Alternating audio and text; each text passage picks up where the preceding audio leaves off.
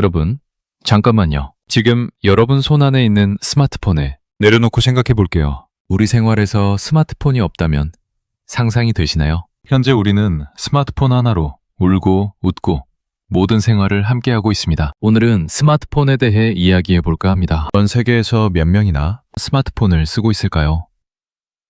약 55억 명입니다. 지구 인구의 70% 가까이가 스마트폰을 들고 다닙니다. 이쯤 되면 스마트폰은 그냥 기기가 아니에요. 공기 같은 존재죠. 그런데 이상한 일이 벌어지고 있습니다. 아이폰이 나올 때를 기억하세요?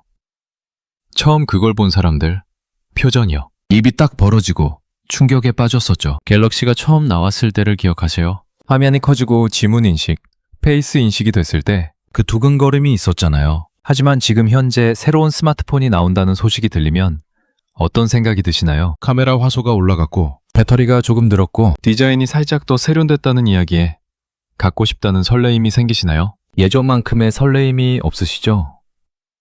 이게 단순히 사람들이 무뎌져서 그런 게 아니에요. 스마트폰이라는 플랫폼 자체가 어떤 경계에 도달했다는 신호일 수 있어요. 그리고 그 경계 너머엔 새로운 뭔가가 기다리고 있습니다. 오늘 이 영상은 단순히 스마트폰이 사라진다는 이야기를 하려는 게 아닙니다. 플랫폼이 바뀌는 순간에 무슨 일이 생기는지, 역사가 뭘 말해주는지, 그리고 그 변화 안에서 어디에 투자를 해야 기회가 있는지를 알려드리고자 합니다. 이건 기술에 관한 이야기이고 경제 이야기이기도 하며 어쩌면 여러분의 자산과 직접 연결된 이야기이기도 합니다. 이 영상 끝까지 보시면 지금 뉴스를 볼 때 보이는 게 달라지실 거예요. 이 영상이 도움이 되신다면 구독과 좋아요 눌러주세요. 그럼 지금부터 시작해 볼게요. 스마트폰이 사라진다는 말, 진짜일까요? 결론부터 말씀드리면 사라지는 게 아닙니다. 정확히는 성장이 멈췄다는 겁니다. 그리고 이게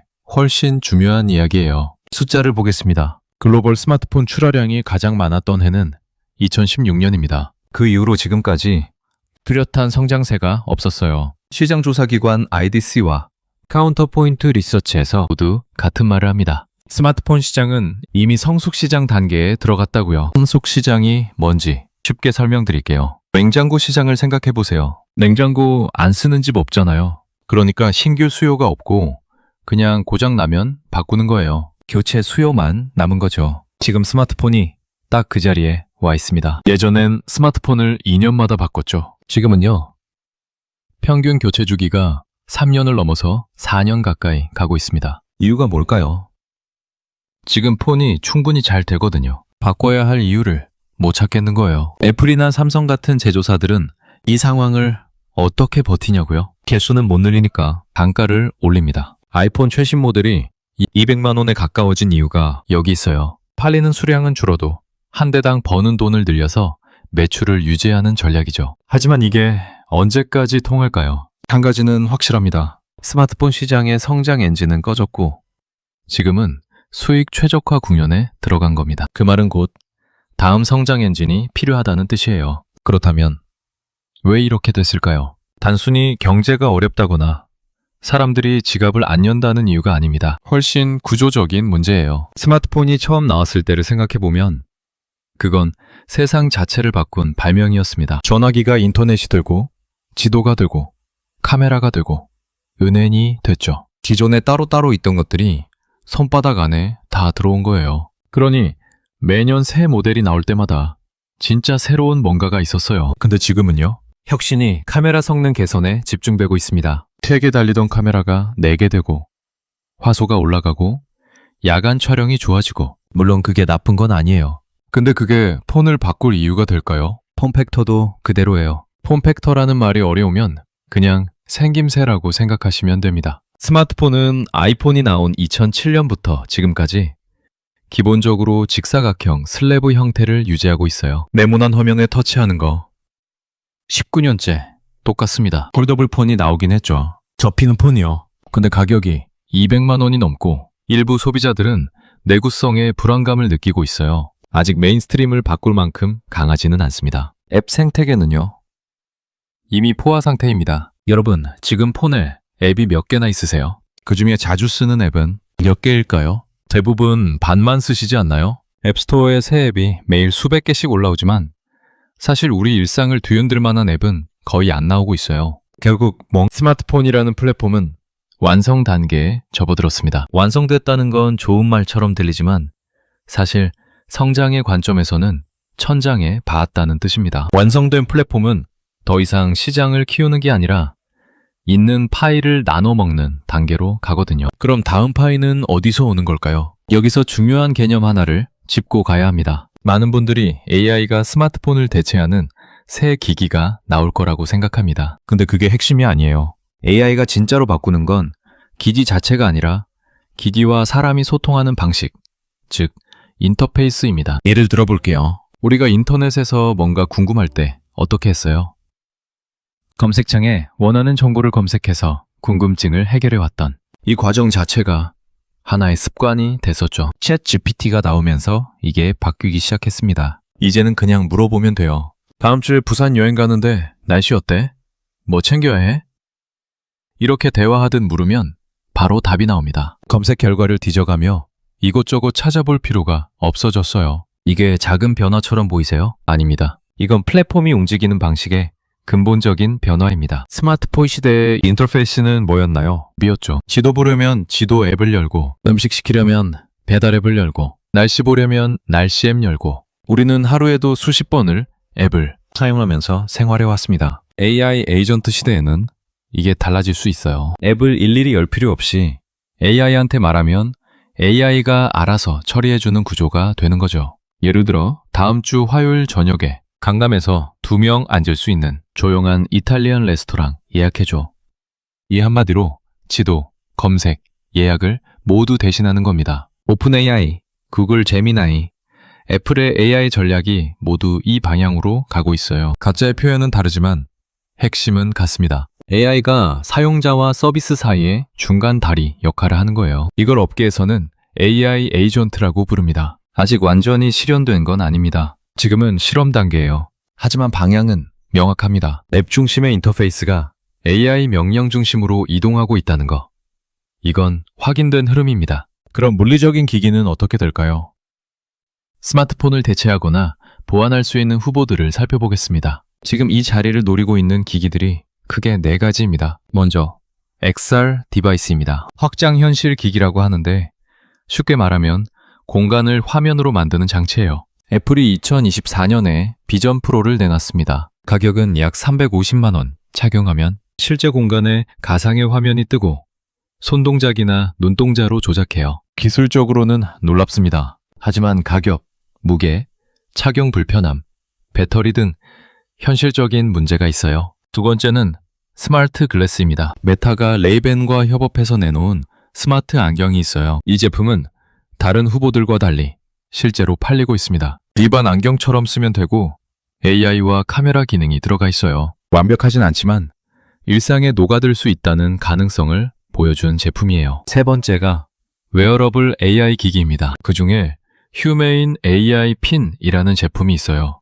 옷에 핀처럼 달고 다니면서 말로 모든 걸 조작하는 개념이에요. 실제로 출시됐는데 결과는 썩 좋지 않았습니다. 반응 속도, 발열, 기능 완성도에서 혹평을 받았어요. 근데 여기서 중요한 게 있어요. 실패했다는 사실 자체가 중요한 데이터입니다. 왜 실패했는지를 알면 다음 제품이 뭘 고쳐야 하는지 보이거든요. 네 번째는 음성 기반 디바이스예요. 이건 특정 하드웨어라기보다는 트렌드에 가깝습니다. 화면 없이 목소리로만 AI와 상호작용하는 방식이죠. 아마존 에코나 구글 홈이 그 초기 버전이고 앞으로 훨씬 정교해질 가능성이 있어요. 정리하면 아직 확실한 성공작은 없습니다. 하지만 실험은 분명히 시작됐고 다양한 방향으로 동시에 진행 중입니다. 이 중에서 어떤 게 살아남을지는 모르지만 실험이 멈추지 않는 한 결국 뭔가가 나올 거예요. 여기서 자연스럽게 이런 질문이 나옵니다. 2007년 스티브 잡스가 아이폰을 들고 나왔을 때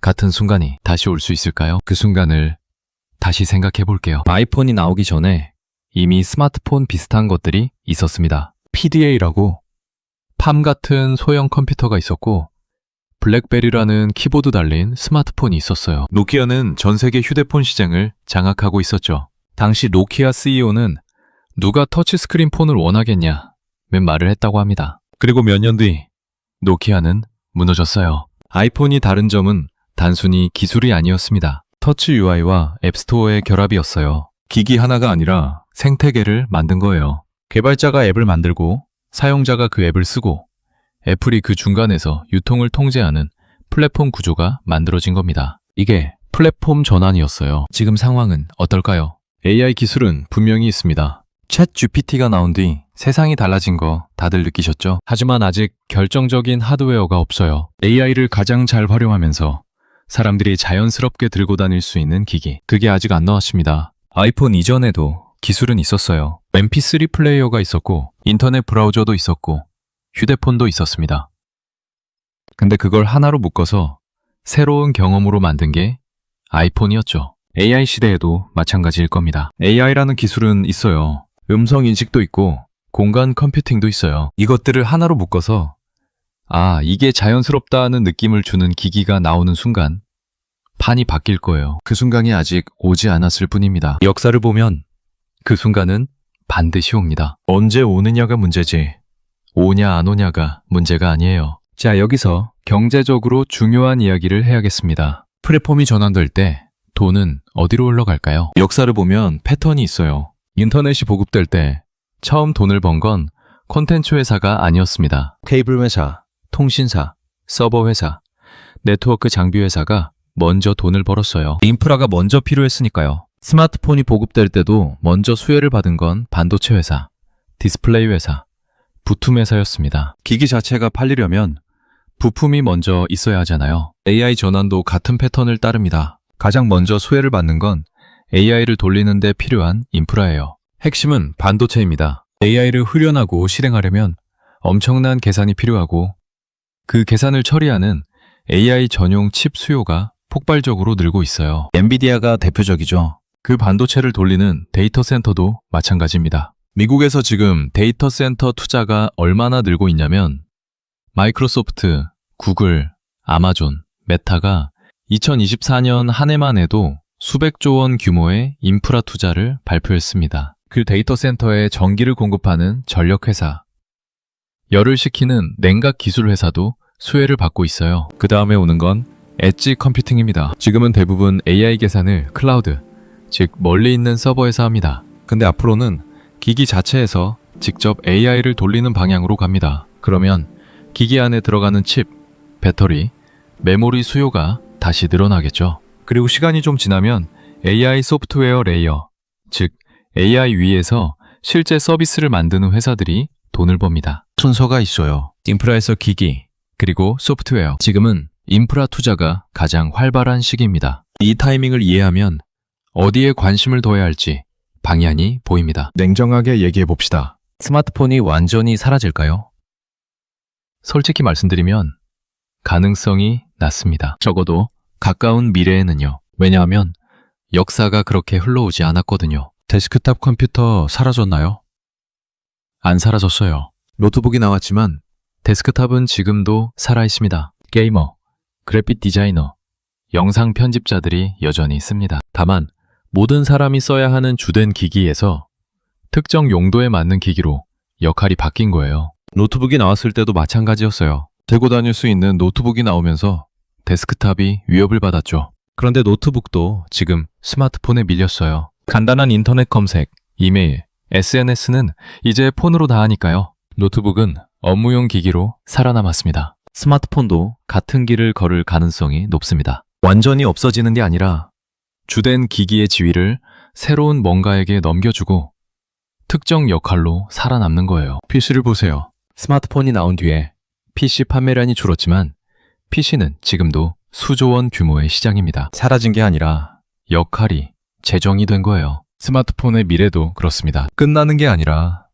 지위가 바뀌는 거예요. 그리고 그 지위가 바뀌는 과정에서 새로운 승자가 나오고 새로운 시장이 열리는 겁니다. 그렇다면 당장 스마트폰은 어떻게 변하고 있을까요? 지금 일어나고 있는 변화들을 보면 스마트폰이 AI를 끌어안는 방식으로 진화하고 있습니다. 가장 큰 방향은 앱이 줄어드는 겁니다. 이게 역설적으로 들리죠? 앱스토어에 앱은 계속 늘어나는데 왜 앱이 줄어드냐고요? 여기서 말하는 건 사용자가 의식적으로 앱을 실행하는 행위 자체가 줄어든다는 겁니다. AI가 대신 처리해주니까요. 삼성이 갤럭시에 AI 기능을 대거 넣은 것도 애플이 iOS에 애플 인텔리전스를 탑재하기 시작한 것도, 구글이 제미나이를 안드로이드에 깊이 통합하는 것도 다 같은 방향을 가리킵니다. 화면 의존도도 달라질 수 있어요. 지금은 스마트폰을 쓸 때 눈이 화면에 붙어 있죠. 근데 AI가 음성으로 정보를 전달해주고 귀에 꽂힌 이어폰이 그 창구가 된다면요.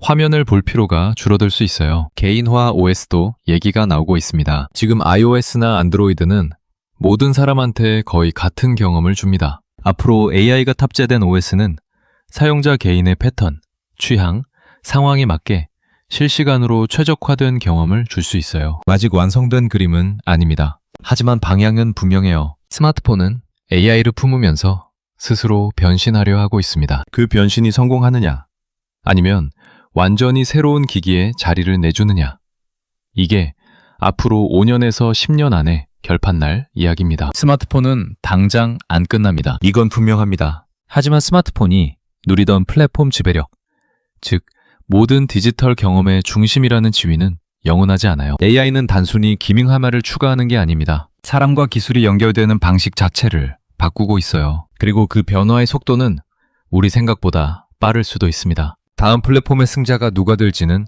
아직 결정 안 났습니다. 애플일 수도 있고 구글일 수도 있고 지금은 이름도 모르는 스타트업일 수도 있어요. 하지만 한 가지는 확실해요. 그 자리를 두고 경쟁이 이미 시작됐다는 겁니다. 마지막으로 한 가지만 더 말씀드릴게요. 스마트폰이 끝난다는 말, 과장일 수 있습니다. 하지만 플랫폼이 영원하다고 믿는 순간 가장 큰 기회가 그냥 지나갑니다. 노키아는 스마트폰 시대가 올 걸 몰랐던 게 아니에요. 알았지만 자기 자리가 안전하다고 믿었어요. 그게 문제였습니다. 지금 이 영상을 여기까지 보셨다면 여러분은 이미 한 발 앞서 생각하고 있는 겁니다. 그 생각이 결국 차이를 만들어요. 오늘 영상이 도움이 되셨다면 구독과 좋아요 눌러주세요. 알림 설정하시면 여러분의 경제에 조금이나마 도움되는 정보로 다시 만나실 수 있으세요. 지금까지 경제 베토벤이었습니다. 감사합니다.